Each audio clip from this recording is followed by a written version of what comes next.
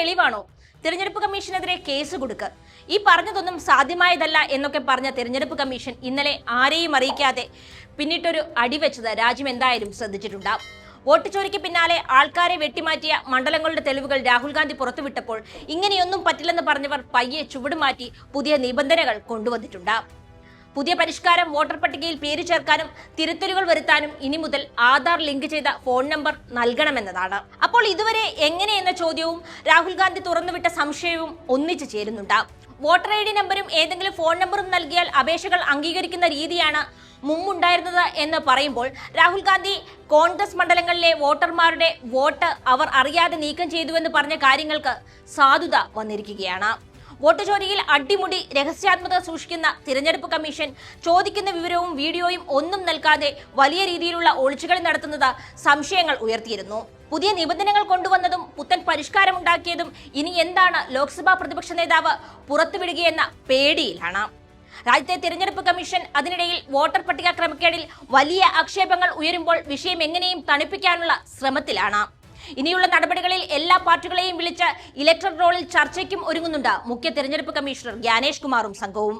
Bihar SIR അഥവാ തീവ്ര പരിശോധനാ വിവാദം കോടതിയിലടക്കം വലിയ വിഷയമായതോടെ പാൻ ഇന്ത്യ വോട്ടർ പട്ടിക തയ്യാറാക്കുന്നതിന് മുമ്പ് രാഷ്ട്രീയ പാർട്ടികളുമായി കൂടിയാലോചിക്കാൻ തിരഞ്ഞെടുപ്പ് കമ്മീഷൻ പദ്ധതിയിടുന്നതുവെന്നാണ് പുറത്തുവരുന്ന വിവരം. അതായത് ബീഹാറിൽ SIR നടത്താൻ കേന്ദ്രത്തിനോടല്ലാതെ മറ്റാരോടും ആലോചിക്കാതിരുന്ന തിരഞ്ഞെടുപ്പ് കമ്മീഷൻ രാജ്യത്ത് മറ്റു പാർട്ടികളുണ്ടെന്നും ആ പാർട്ടികളോടും കൂടിയാലോചന മറ്റിടങ്ങളിൽ തീവ്രപരിശോധനയ്ക്ക് ഇറങ്ങും മുമ്പ് വേണമെന്നും കരുതുന്നു. ഇത് പ്രതിപക്ഷ നേതാവെന്ന നിലയിൽ രാഹുൽ ഗാന്ധിയുടെ വിജയം തന്നെയാണ്. വോട്ട് മോഷണത്തിൽ തിരഞ്ഞെടുപ്പ് കമ്മീഷൻ നടപടിയെടുക്കണമെന്നാവശ്യപ്പെട്ട് 5 കോടി ഒപ്പുകൾ ശേഖരിക്കുന്നതിനുള്ള ഒപ്പുശേഖരണ ക്യാമ്പയിൻ കോൺഗ്രസ് ആരംഭിക്കുക കൂടി ചെയ്തതോടെ മുഖ്യ തെരഞ്ഞെടുപ്പ് കമ്മീഷണർ ജ്ഞാനേഷ് കുമാറിന് മേൽ സമ്മർദ്ദമേറിക്കഴിഞ്ഞു. BJP നേതൃത്വത്തിലുള്ള NDAയെ പിടിച്ചുകുലുക്കാൻ ബീഹാറിന് കഴിയുമെന്ന് കൃത്യമായി അറിയുന്ന പ്രതിപക്ഷം ബീഹാർ തെരഞ്ഞെടുപ്പിന് മുന്നോടിയായി വലിയ പ്രക്ഷോഭത്തിന് ഇറങ്ങുകയാണ്. വോട്ട് കൂട്ടിച്ചേർത്തതിന് പുറമെ വെട്ടിമാറ്റിയ മണ്ഡലങ്ങളിലെ കാര്യങ്ങളും വിശദീകരിച്ച് രാഹുൽ ഗാന്ധി ഒരു ഹൈഡ്രജൻ ബോംബ് വരാനിരിക്കുന്നതിനെ കുറിച്ച് ആവർത്തിച്ചിരുന്നു. കോൺഗ്രസ് ദേശീയ നേതൃത്വം അത് ഒരു മാസത്തിനുള്ളിൽ ഉണ്ടാവുമെന്ന് പറയുമ്പോൾ UPയിലെ കോൺഗ്രസ് പ്രധാനമന്ത്രി നരേന്ദ്രമോദിയുടെ മണ്ഡലമായ വാരണാസിയെ സംശയനിഴലിൽ നിർത്തി പ്രചാരണവും തുടങ്ങിക്കഴിഞ്ഞു. കാരണം കനത്ത പോരാട്ടത്തിനൊടുവിലാണ് മോദി വാരണാസിയിൽ 2024 കടന്നുകൂടിയത്. വെറും 1.5 ലക്ഷം വോട്ടിന്റെ ഭൂരിപക്ഷമാണ് പ്രധാനമന്ത്രി മോദിക്ക് അബ്കി ബാർ 400 ബാർ പറഞ്ഞ് മുന്നിൽ നിന്ന് നയിച്ച തെരഞ്ഞെടുപ്പിൽ കിട്ടിയത്.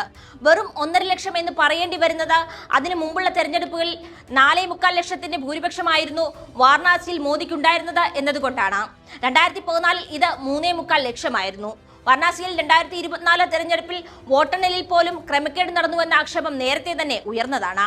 ആദ്യം മുന്നിൽ നിന്ന കോൺഗ്രസിന്റെ UP അധ്യക്ഷൻ അജയ് റായ് പിന്നോട്ടു പോയത് വലിയ ദുരൂഹതകൾക്ക് പിന്നാലെയാണ്. ഒരു ഘട്ടത്തിൽ അതായത് 11 മണിക്ക് ശേഷം വോട്ടെണ്ണൽ വിവരങ്ങൾ പുറത്തു വരാതിരിക്കുകയും പിന്നീട് മോദി ലീഡ് തിരിച്ചുപിടിക്കുന്നത് കാണുകയുമാണ് ഉണ്ടായത്. ശക്തമായ ആരോപണങ്ങൾ ഉണ്ടാകുമ്പോൾ തിരഞ്ഞെടുപ്പ് കമ്മീഷനും BJPയും ഒരേ സ്വരത്തിൽ ബംഗ്ലാദേശും നേപ്പാളും ആവർത്തിക്കാനാണ് കോൺഗ്രസ് ശ്രമിക്കുന്നതെന്ന് പറഞ്ഞ് വിഷയം വഴിതിരിച്ചുവിടാനാണ് ശ്രമിക്കുന്നത്. രാഹുൽ ഗാന്ധി ബ്രിട്ടീഷ് മാധ്യമത്തിന് അഭിമുഖം നൽകിയതാണ് BJPക്ക് വലിയ പ്രശ്നം. രാഹുൽ ഗാന്ധി രാജ്യത്തെ ഭരണഘടനാ സ്ഥാപനങ്ങളെ ആക്ഷേപിക്കുന്നു എന്നാണ് ഭരണപക്ഷം പറയുന്നത്. വിദേശ പ്രസിദ്ധീകരണങ്ങൾക്ക് മുന്നിൽ ഇന്ത്യയുടെ ശക്തമായ തിരഞ്ഞെടുപ്പ് സംവിധാനത്തിന്റെ മോശം ചിത്രം വരച്ചുകാട്ടുകയാണ് കോൺഗ്രസ് നേതാവ് ചെയ്തതെന്നാണ് BJPക്കാരുടെ ആക്ഷേപം. ഇനി രാഹുൽ ഗാന്ധി BJPയെ ഇത്രയും ചൊടിപ്പിക്കാൻ പറഞ്ഞതെന്തെന്ന് കൂടി നോക്കാം. ലോകത്തിലെ ഏറ്റവും വലിയ ജനാധിപത്യ രാജ്യം നരേന്ദ്രമോദി സർക്കാരിന്റെ വ്യവസ്ഥാപിത വോട്ട് തട്ടിപ്പിനെതിരെ അശ്രാന്ത പോരാട്ടത്തിലാണ്.